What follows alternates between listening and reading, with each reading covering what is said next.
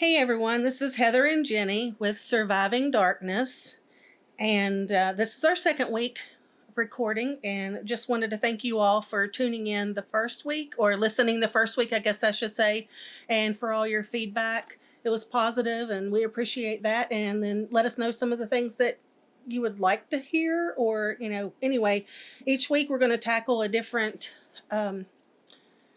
issue, so there will be several of these podcasts. So last week we just kind of went over everything that we were going to be covering in our podcast, and each week we plan to actually dive into a different topic each time. So like I said, last week we kind of just went over everything that we were going to be talking about throughout this whole entire podcast. So anyway, if there's things that you're wanting to hear about, let us know, but chances are we're going to cover it anyway. So, or any questions, yes, anything like that maybe we've said something and maybe it's resonated with you and you're like, I just want to know expatiate on whatever we've said before. So we can expand on things and explain more. If anyone has any questions, just shoot us an email and we'll be sure to check it and answer whatever questions you all have. Yeah, and on the actual description and everything on Spotify or whichever podcast you look at, it has our email. So if you have any questions or anything like that, like Heather said, just send us an email and we'll get back to you. Right. So this week, we sort of want to touch on like the generational curses that our family has dealt with, because we feel like the generational curses are what opened us up to the things that we've gone through. We've heard stories over the years of different people and different things that they've experienced. And our generational curses are like the molestation, the addictions, anger, rage, just different things like that have just been passed down. Plus, with generational curses, it can also be illnesses and stuff that are passed from generation to generation. So we just wanted to touch on the things that we have been told, and not necessarily do we have any way to say that it's absolutely true because we weren't alive at that time, but these are just some things that people have opened up and talked about. We can remember or have gotten stories back from the time of my grandfather, which would be my dad's dad, and some of the things that he went through and some of the behaviors that were happening when he was alive. So we're not really sure exactly when anything would have started, because I know some people say that like a generational curse can be someone dabbling in like witchcraft, and it could have been many, many generations ago, and we don't even know. So we can't pinpoint exactly when like a generational curse began or what started it. We just know that it's happened at least from that point on. That like the sexual behaviors and the alcoholism and the anger issues and things like that have happened. Mental illness. Yes, definitely. So we knew that like our grandfather, there were stories about him supposedly sexually assaulting someone very close to him at a very young age. And then there were also stories about how he would have these rages and these fits and stuff, and that he had been in war, so we know that much. We know that he was tormented not only by like the visions and the noises and stuff in his head, but also by people who knew his triggers. So they would say that, he would be sitting there and things would be quiet, and then someone would haul off and like slap a table, and he would freak out and climb under the table, and people just laughed and thought that was just hilarious that he reacted in that way. So we know that he had issues as far as coming back from the war, but we don't know exactly like what issues he may have had prior to that. But from what we understand, like our grandmother was a very sweet Christian woman, and she died very young. And he loved her, but he wasn't the best to her. Yes. And she had a heart condition and wasn't supposed to have kids and wound up having 3 and was on a list for a heart transplant and wound up passing away before she could get that heart. And she was only 26 years old. So that led to my dad and uncle and aunt living with other family members after, well, their dad tried to raise them for a little while, and he was with another woman, and she didn't really want the kids, so she was a little abusive to them. So then they wound up having to go live with other family members because of that. So when they went to live with the other family members, things weren't so great there either. So from what we've understood, there was a lot of physical abuse, mental abuse, sexual abuse, just things that happen that sort of, I guess, mold a person, especially when they're in their young teenage years. Mm-hmm. And it has carried over, just carried over from generation to generation. So we have the grandfather who had done these things, and then we have our dad who's been raised in a situation that wasn't ideal for anyone. So they've picked up these behaviors from generation to generation and don't really know, I would say, the correct way to act. Right. Or how to be. Mm-hmm. Yes. Because there's been so much negativity, and the influential things whenever they were younger, and seeing so many things and experiencing so many negative things that evil, where the devil Right. just brings in and brings on to a family. And that time, they didn't know what PTSD was or anything like that, so our grandfather was dealing with things the best that, well, actually he wasn't, because there was no help at that time, period. No. And then he was by himself also trying to raise 3 kids who were very young. And then, and then there probably was mental illness there because he ended up committing suicide, and it was probably bipolar, just like it has passed down to several other people in our family. And, we talked about suicide last week, but that's a generational curse. It is, yes. The bipolar, the mental disorders, the addiction, all of those are generational curses that are passed down from generation to generation. Yes. And you have to also think about during that time that, like, Dad and his brother and sister were little, was during that time when domestic violence wasn't spoken about. No. You just took it. Mm-hmm. That was your husband or that was your wife, and you took the beatings and you stayed in those situations. So from what we have been told, our grandmother was a very sweet lady and believed in God, and she believed in marriage. And it didn't matter. No one was going to speak bad about our grandfather to her, no matter how many bruises she carried, no matter what. So they were sort of raised in an environment that was sort of a violent environment, even from the time they were little until they went to this other home. But they had a mom that loved them, though. Mm-hmm. They had a mom that protected them. So they went from having some stability, some love, some protection, to not really having any at all. So they had seen the violence and everything for years, but they had someone that they knew was gonna protect them from that violence. And then they, when that happened, they had moved around to different family members, and it just, none of them were able to keep the 3 together. Right. And that's what they wanted, was to try to keep all 3 of the siblings together. And so the aunt and the uncle who actually took them in was probably the worst of circumstances of where they could have ended up. Right. I don't think that they were taken in for all the right reasons. Yes. It wasn't out of love. No. At all. It was convenient for them.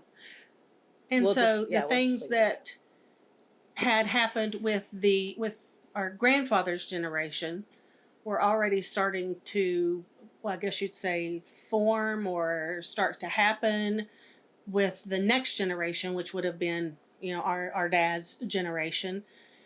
And the family that they moved in with, they had, quote, siblings, but they weren't siblings. They were cousins, and there were things that happened then too that, then it was, oh, well, that's just normal. Things like that just happen. They just do that stuff.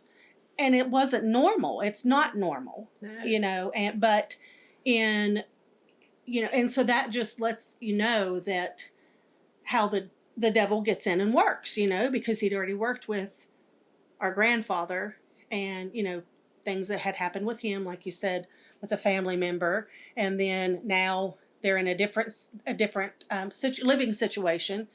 And it's not the exact same circumstances, but there's, again, sexual molestation or sexual things that should not happen, between family members. And, so again, that's just another way that it starts to carry down in a generational curse. And those things open doors to evil. Yes. And if you've been mistreated, it's almost as if those demonic forces sort of attach themselves to you because of the things that you've gone through. It's like you can't touch evil without it sort of touching you. Yeah. So, and those people who don't have the mentality or the background with God or a relationship with God tend to say, well, it happened to me, and it's okay for this to happen to the next person, which we've had that happen numerous times. We have somebody in our family that's in jail because it happened to him, and therefore he did it to other family members. And it took counseling for him to find out and see that it wasn't right. Yes. Because it had happened so much that he thought it was a norm. Yes. It happened to him so much that he thought this is how life is. This is what you do. And even though he felt when he was doing things to other family members, part of him felt like it wasn't okay. The majority of his feelings was, well, this is just what people do. This is just what happens. And that's kind of how it just keeps going through families. Yes. And that's why we have been like, no, it's not going any further past here, because that's not normal. No. It is not normal for me to look at my son and say, oh, in about 12 years, I'm going to be thinking things that I shouldn't be thinking. That's not one thing that ever crosses my mind, and it's not going to. No. Because we pray about this all the time, and we have just said, absolutely not, the end of this. And it's not just with Heather and I, it's with like our cousins and other people that have actually dealt with the same things too. From young ages. Yes. I mean, from young ages, it's been some family member or another that has touched us or done something inappropriate. And we didn't get the mindset that, oh, this is how it's supposed to be. This is normal. Ours was more of I know how this made me feel when this happened, and I refuse to make someone else feel that way. Yes. I refuse to hurt someone else in that way and take away their power, their ability to say no, their self-esteem. We refuse to crush someone else's spirit just because earlier in childhood we had things happen. Yes. And that's how it is with so many people in our family that we've talked to. It didn't start out like at 14, 15, 16 years old. It started out young that someone in the family has touched them or someone close to the family. It almost, like I said last week, it feels like we have some kind of magnet. If you're a molester or someone evil, just come join our family and hang out with our family because, you're welcome here. And it's enough. It's enough.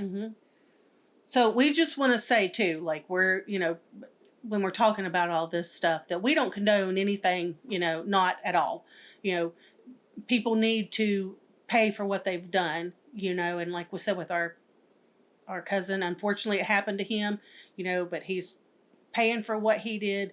And absolutely, there was numerous people in our family and friends, or well, not friends, but people that were allowed into our family, if you will, that should have been in jail for the rest of their lives, and so we're not trying to say that, yes, if you go to therapy and everything like that, then it's okay what you did. It's not by any means whatsoever. It's just, that we're just trying to address the fact that because it happened to him, he kind of accepted it as a norm, and so many people do that, not just in our family, but just in general. That happens all the time with sexual molesters. They use it as an excuse. Yes. And there's no excuse for that behavior. No. And like you said, I would never want someone to feel the way that I felt, ever, And so, no, it's not okay for you to be like, oh, well, this happened to me, and that's okay. No, it's not. It's a choice. Mm-hmm. You can take whatever's happened to you, and you can let it make you better, or you can take whatever's happened to you and make you bitter, mm-hmm. angry, and take it out on everyone else.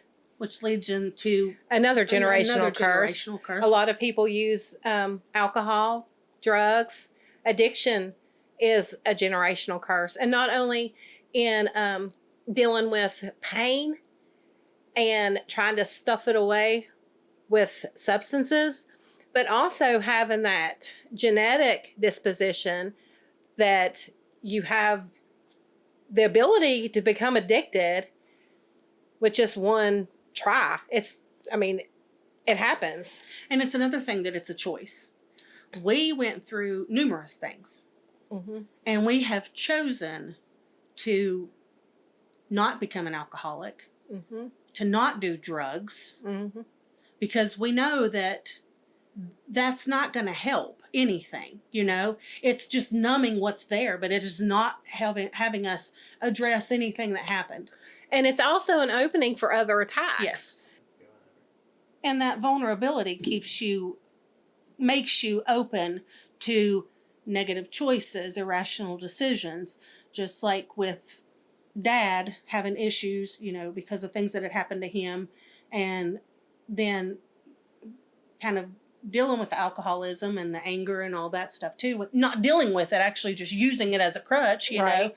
And then that made him make the irrational decision to move into a house that was already known to be haunted, active, however you want to say it. Right. Because he was the one who was influenced and felt the draw to that house. Mom did not want to move there. He was the one who already had kind of that negative energy in him, and, Satan pulls off negative energy. Right. And so he made the decision, and there was nothing that was going to do except to move into that house. And one of the generational things that he had going on to make him make that decision is, like, at one point he was a preacher. And from what we've been told, he had discernment very well. And he was able to tell when people in the congregation needed prayer without them saying, I need prayer. And he could pinpoint exactly what it was that they needed prayer for. So when he went from being a preacher, it's like he went to the other end of the spectrum, and sort of the negative influences were able to draw on him more so than the positive were pulling on him or revealing things to him when he was preaching. So he went from being able to hear the voice of God and discern those kind of spirits to sort of feeling the other spirits in that realm. Yes.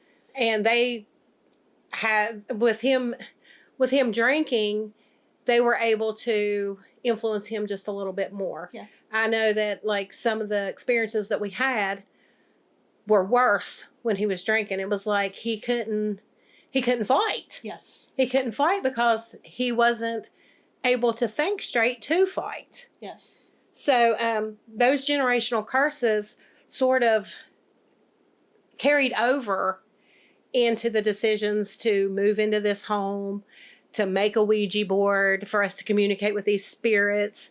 And I don't doubt that, he has felt the spirits, because that's something that has been passed down to us too. Yes. We feel things. We know when there's something around, whether we see it or not. We don't necessarily have to see the destructive things that they do. We can feel them, and then like my son is able to see them. So we have that discernment also, which, I mean, some people can say it's a gift and some people can say it's a curse. Absolutely. It's just however you want to look at it. I mean, it's how I think it's how it's used against you. You can use it as a gift to be able to discern those things and to be able to cast them out, or it can be a curse like it was when we were growing up of knowing that it was there and not knowing how to fight and being tormented by the very thing. So, I mean, it could go either way with that.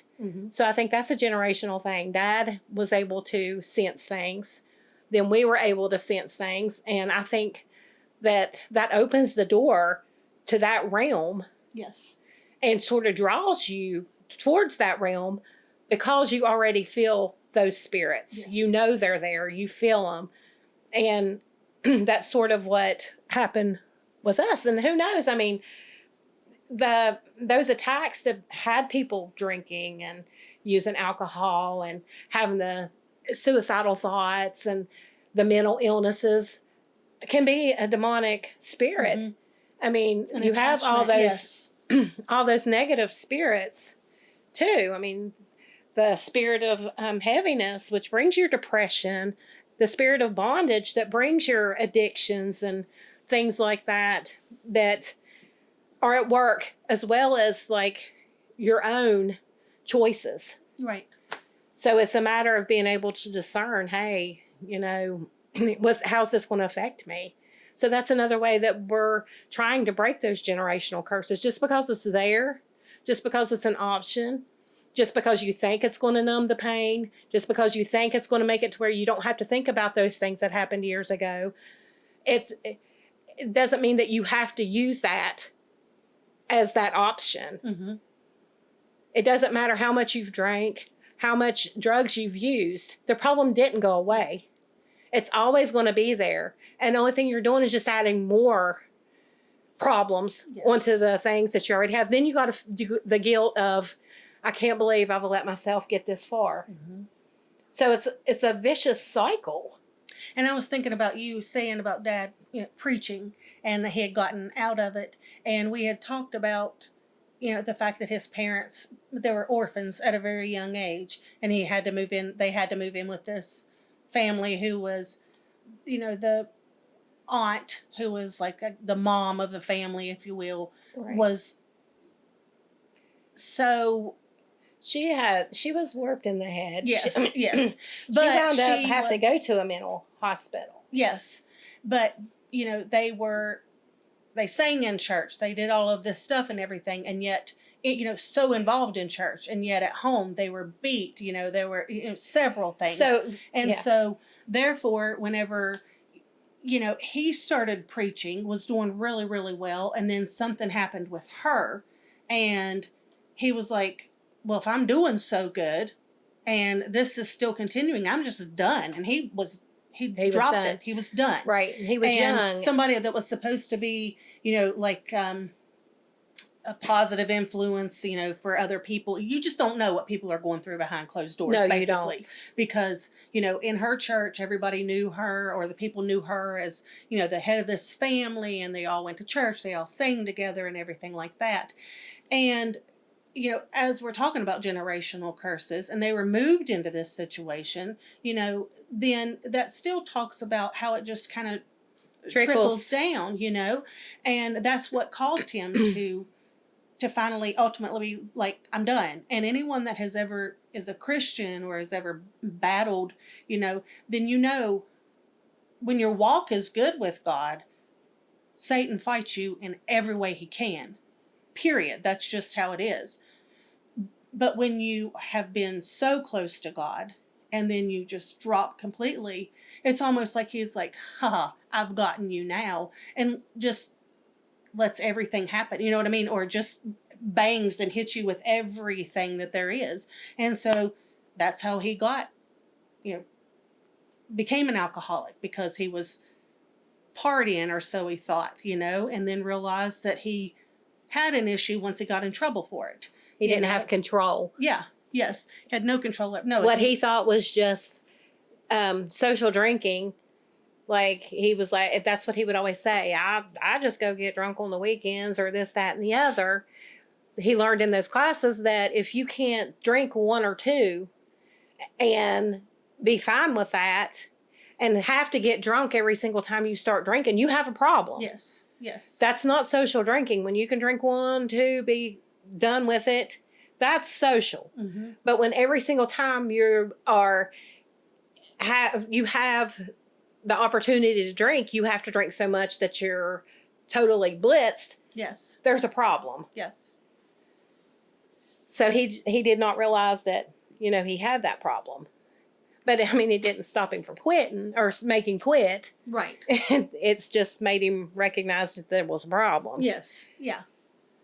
But we saw firsthand how easy it was for him to be used. And the house that we moved in, the thing that was there, we called it it. So that's how I've always referred to. Yes. It is it.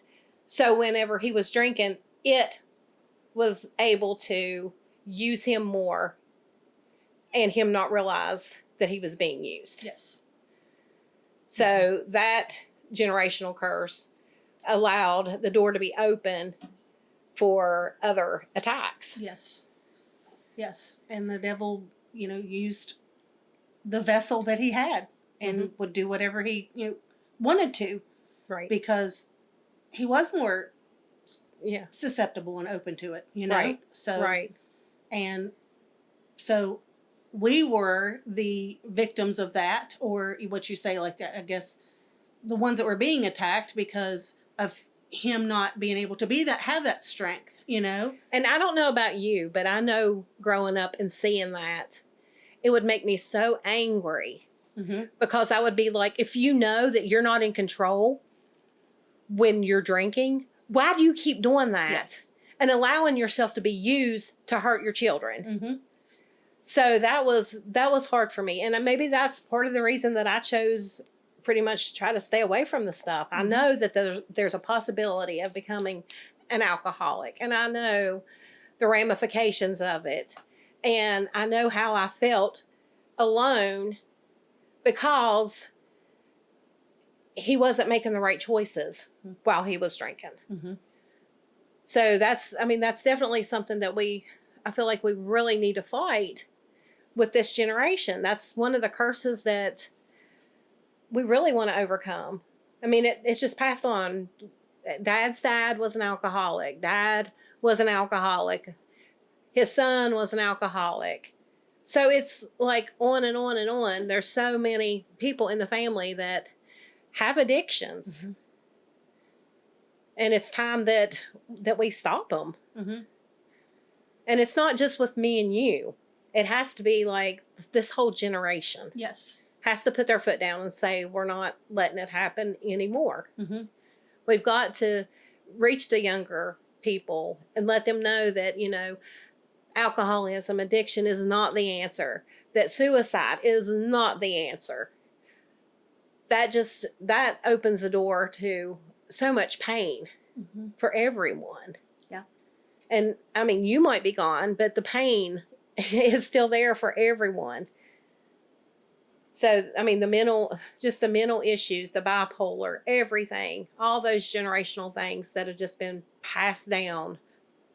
I mean, bipolar, it's medicated. It's not something I can't really say that, the person has to choose to want to get the help for that. Yes. So it's not something that we can just stop, but we can stop the abuse. Mm-hmm. We can choose to no longer have that addiction in our family with us. And we can pray for those that are in that world. Yes. That they can be set free. But it's not just us that need to do this. Mm-hmm. And I know there's other families out there that have dealt with the ugliness of all of it. And it's years and years and years of it that allows for the enemy to open doors for other things. Yes. When you get beat down so far, you're susceptible to so much that you don't even realize you're susceptible to. And like you said, that was a good point, that there are so many families that deal with things like this and they just don't realize that, I mean, maybe it is because they don't have, like, they don't know church, like God. They don't have a relationship. And that's something that I wanted to mention too, was we had so much going on in our lives, yet every Sunday our mom would take us to church. Right. And without that, I don't know that we would have made it through. Yes. And not have committed suicide or been on drugs or something like that. Because the thought has definitely been there over the years. Absolutely. Several occasions. Mm-hmm. The thought was there.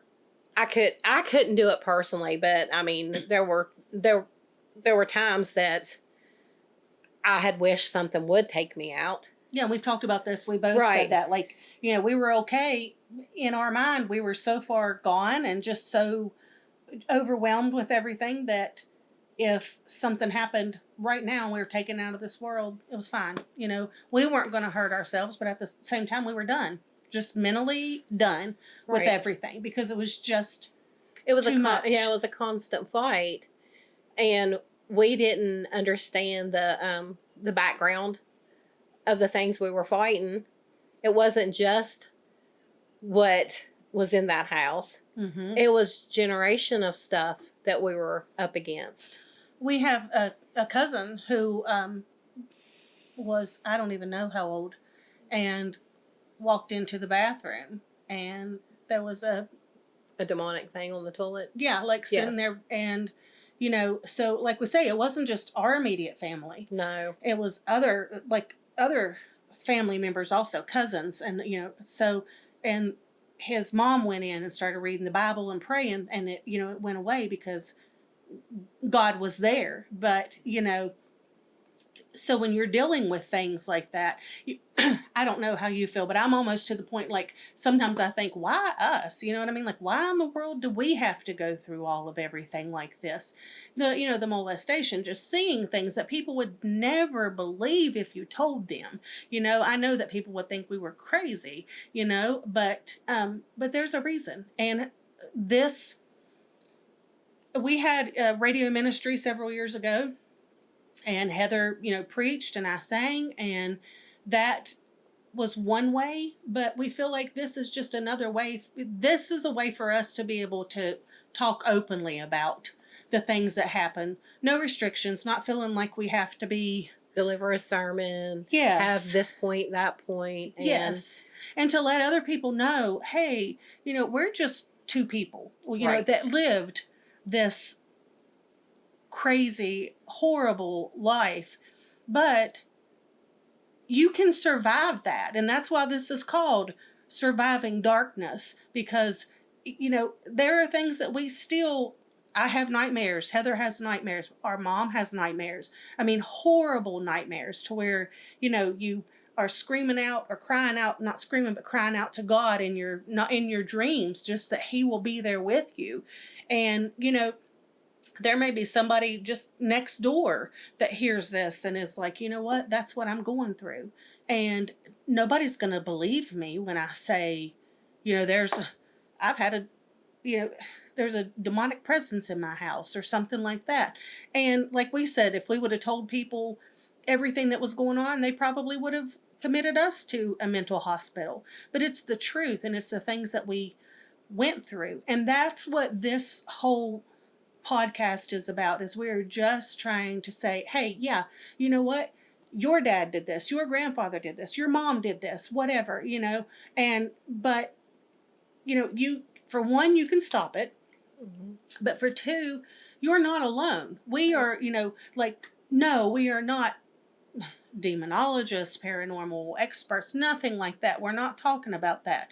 But we can still be somewhere that you can talk to, someone that you can talk to, and to let you know, hey, you're not alone. There are people that go through this. And we've gone to make it. Yes, and you will survive. Yeah, there are going to be days when you don't feel like you can take another step, or you can do anything else. I spent one whole summer, whenever this first started with me, I would stay in my room. Period. Like, just all day long, pretty much. Wouldn't come out for anything, just in severe depression. And,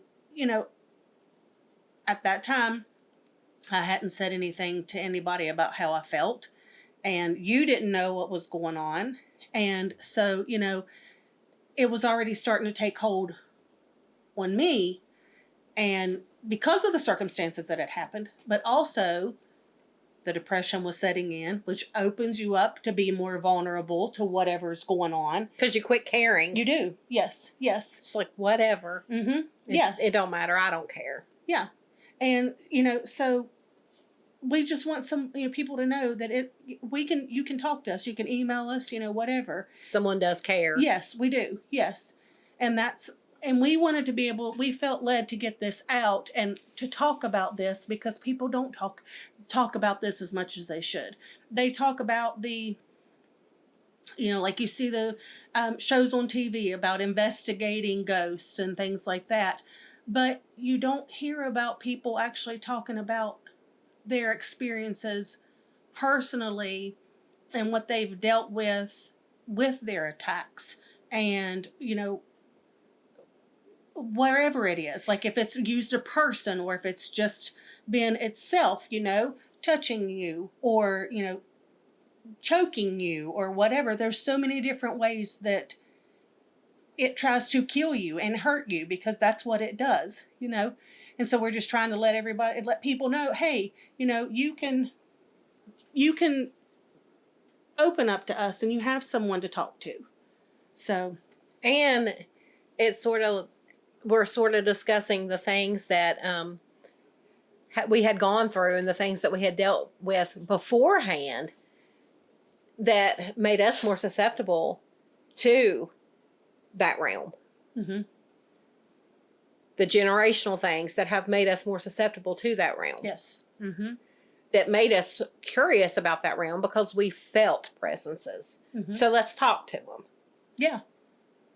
Which opens up. Which is the last thing that you want to do, is mess with anything, tarot cards, Ouija boards, anything like that, because you have no clue the demonic, evil things that you release through those things. Mm-hmm. You are opening the door and saying, come in and destroy my life. Yeah. And there's no age requirement. It doesn't care. No. Mm-mm. Satan does not care how old you are. He does not look and say, oh, well, they're 9, 10 years old. They don't know any better, so we're just going to leave them alone. Yeah, exactly. No, they see it as an invitation to come in and wreak havoc on your lives, mm-hmm. no matter your age. No. And if you haven't had the background into knowing how to battle those things, you're just a target. Yes, absolutely. Yeah. And I thank God that He has put me in a ministry that teaches how to battle those things, because we were raised in church, but we weren't taught those things. No. We knew that God was stronger. That's what made me get through some of the mm-hmm. attacks, was the fact that I knew that God was stronger, but I didn't know how to use all the weapons that the Bible and that the Bible has for us to fight those attacks. Mm-hmm. And a lot of my nightmares are simply me trying to say Jesus, because I know if I can get Jesus out, I'm going to be okay. That's exactly. And I cannot get Jesus out. It's like I'm fighting so hard just to say the name Jesus, because I know as soon as that word comes out of my mouth, everything's going to stop. Yes. That's exactly how mine are. And it's like it's being choked out of me. Yes. Jesus is not going to come out, and I will wake people up yelling, trying to say Jesus, and it's like a garbled thing. Yes. Because it's not coming out. Mm-hmm. That's exactly how mine are. Exactly. But we didn't have that knowledge Mm-mm. when we were battling. No. And I feel like that's a lot of the reason that we're doing the podcast too, is to share how we've survived just by the small things that we had on the Sundays. Just that little bit helped us to get to where we need to be. Knowing that God is bigger. Yes. And that's, to me, that's just all that you need to know. You know Right. what I mean? Like, yes, there are other things that you need to do and, pray and, have a close relationship with God. But knowing that God is bigger than the evil in any situation helps tremendously. Yeah. In that life or death instance, Yes. just saying God is right here Yes. can make such a difference in any situation. Mm-hmm. God is right here. So I guess we're going to wrap that up for this evening's podcast. So this topic was a little bit harder to stay on topic, I guess you'd say, when we kind of want to go over into the things that have happened, but each week we're trying to address something different. So, if this one was a little bit different than last week or anything, then it's just us trying to say, this is kind of how things happened when it came down to us. The doors that were opened Yes. along the way. Yes, which are, like we keep saying, generational curses. But this is what made, our dad and us more vulnerable to everything that happened. And so we're kind of wanting to, address that fact that, it doesn't just have to start here. It could have started with us, but with us it didn't, and so, and this happens with numerous families. And it's not usually, okay, we're just going to open this door. Yeah. We're going to just open the huge door right now. It's usually smaller doors that are opened prior to the big ones. Yes. There's attacks along the way, smaller attacks, until you get to the big battle. Yes. So that's what we're trying to explain, is the smaller things that have led to the big battle. Yes. Yeah.